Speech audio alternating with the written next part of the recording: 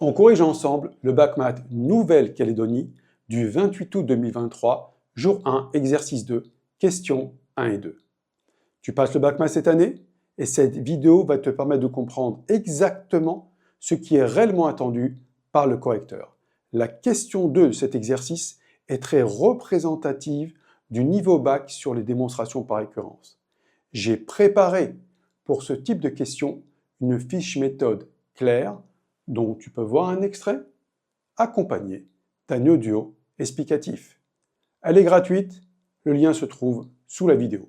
Si tu préfères d'abord t'entraîner seul, mets la vidéo en pause, fais l'exercice, puis reviens pour la correction. Sinon, on commence tout de suite.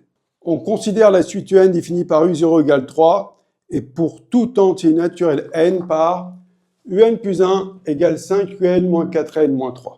Première question, petit a, démontrer que U1 égale 12. Alors, pour calculer U1, nous allons utiliser la relation de récurrence. Il faut que n plus 1 fasse 1.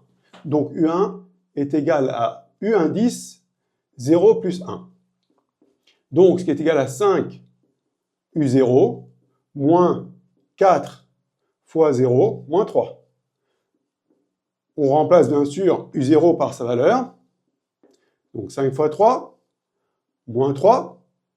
5 fois 3, 15, moins 3. Donc, nous avons bien trouvé que U1 égale 12. Question petit b. Déterminer U2 en détaillant le calcul. De la même manière, U2 va être égal à U indice 1 plus 1, puisque nous voulons que n plus 1 fasse 2, donc n vaut 1. U indice n plus 1, donc ce qui est égal à 5 U1 moins 4 voisin moins 3. Ce qui fait donc 5 fois 12 moins 4 moins 3. Donc ce qui va faire 60 moins 7. Donc U2 est égal à 53. Question petit c. À l'aide de la calculatrice, conjecturer le sens de variation ainsi que la limite de la suite UN.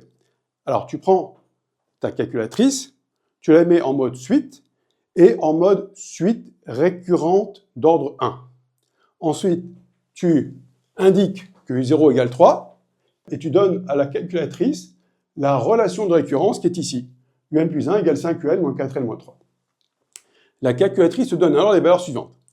U0 égale 3, U1 égale 12, U2 égale 53, U3 égale 254, U4 égale 1255, U5 égale 6256 et U6 égale 31 257.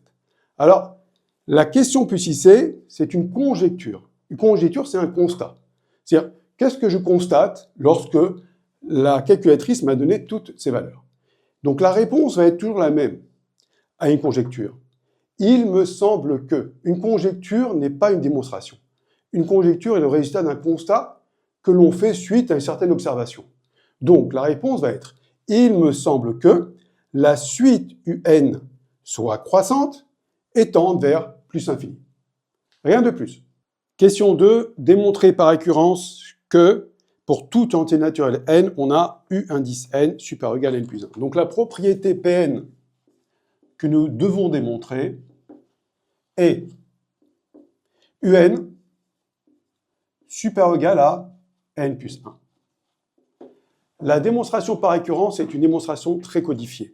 Elle est constituée de 3 étapes principales. Première étape, l'initialisation. Deuxième étape, l'hérédité. Et troisième étape, la conclusion. Mais l'hérédité est constituée de 3 sous-étapes. La première, l'hypothèse de récurrence. La seconde, ce que l'on doit démontrer. Et la troisième sous-étape, la démonstration elle-même. Commençons par l'initialisation. Nous devons montrer que cette propriété est vraie pour n égale 0. Donc, on va calculer U0. Enfin, on a déjà U0, c'est égal à 3. N plus 1 est égal à 0 plus 1, ce qui est égal à 1. On a bien que 3 est supérieur ou égal à 1. Donc, on a démontré que U0 est supérieur ou égal à 0 plus 1.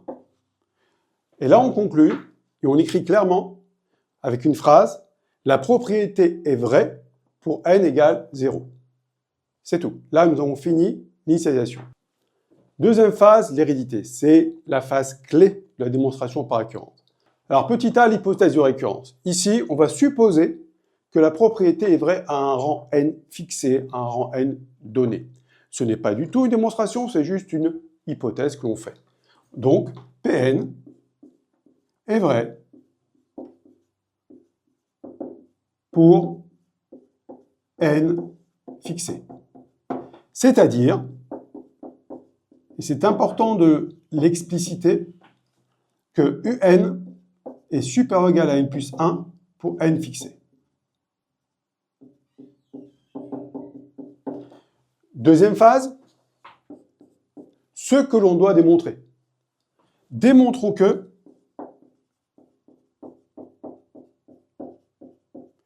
Pn plus 1 est vrai. Et là, encore une fois, c'est-à-dire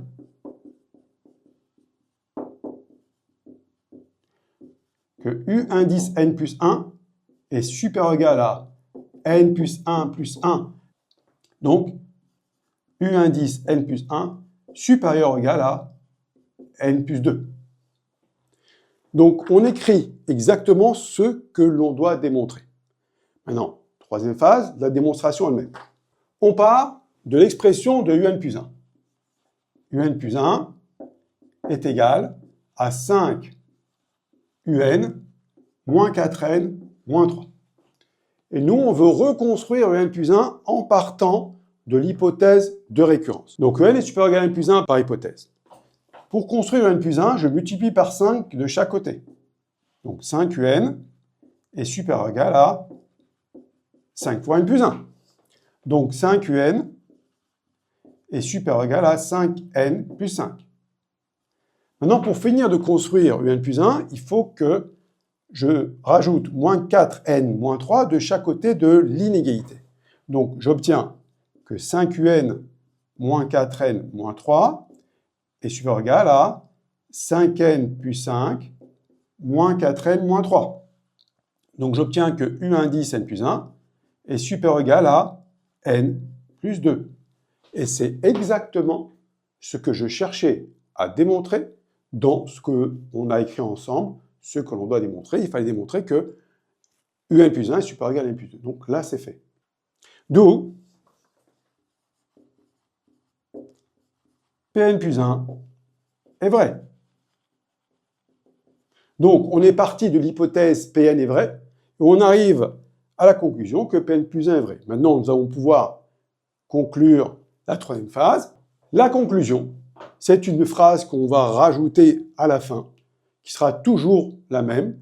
La propriété étant vraie au rang initial, ici, n égale 0, et héréditaire, on l'a démontré donc dans la partie hérédité de la démonstration par récurrence, elle est donc vraie pour tout n appartenant à grand N. C'est ça la différence qui est importante, c'est-à-dire que dans l'hypothèse, on a supposé que la propriété est vraie à un rang n fixé, alors que là, dans la conclusion, on a montré que la propriété est vraie pour toute valeur de n appartenant à grand N.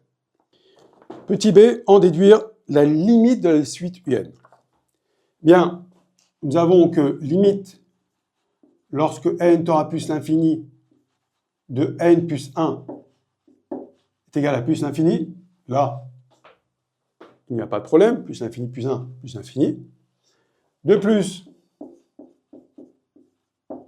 un est supérieur ou égal à n plus 1, c'est ce que l'on a démontré dans la démonstration par récurrence. Donc, par comparaison,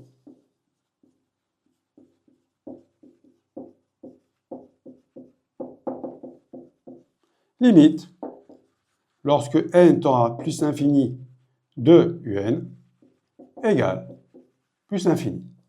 Et ça se comprend aisément puisque un est supérieur à une expression qui tend vers plus l'infini. Or, il n'y a rien de plus grand que plus l'infini. Donc, un lui-même tend aussi vers plus l'infini. Merci d'avoir suivi cette correction. Si cette vidéo t'a aidé, mets un pouce bleu et abonne-toi pour ne pas rater les prochaines corrections. À très bientôt.